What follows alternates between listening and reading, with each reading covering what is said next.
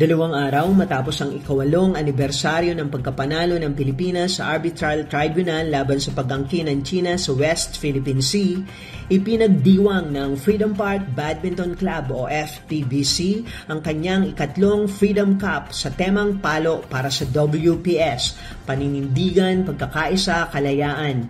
Nilahukan ito ng mahigit 60 manlalaro ng badminton mula sa iba't ibang bahagi ng Nueva Ecija sa Apex Sports World Syudad ng Cabanatuan nitong July 14, 2024. Ipinangalan sa 4 na mahahalagang barko ng Republika ng Pilipinas ang 4 na kuponang pumarada bago ang torneo.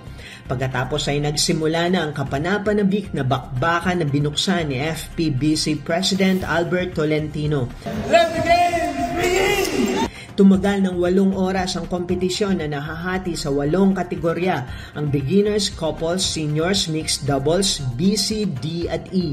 Nagtagaktakan ng pawis, umugong ang sigawan at palakpakan habang nagpaligsahan sa husay, lakas at liksi ang bawat manlalaro.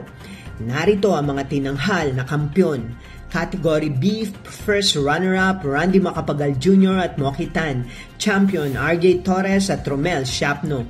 Category C, runner-up Federico Alejo Jr. at Wilfredo Serin. Champion Eduardo Mandilla at Francis Lindon Manalili. D, runner-up Veronica Beth Serin at Zenaida Chua. Champion John Jacob Savellano at Prince Nathan Munca. E, runner-up Michelle Marian Gutay at Maylene Martinez. Champion Ibler Rumingan at Zenaida Chua. Seniors, runner-up Ricardo Dizon at Wilfredo Serin. Champion Tom Mendoza at Eli Tagindodoy. Couple 1, runner-up Alex Jander and Lani Diaz. Champion Jerry and Bea Reyes. Couple 2, runner-up Romulo and Veronica Beth Serin. Champion Federico and Venus Alejo. Beginners, runner-up Mary Ann Torres and Nika Neil Santos. Champion King Joseph Oliveros at Olive Serin.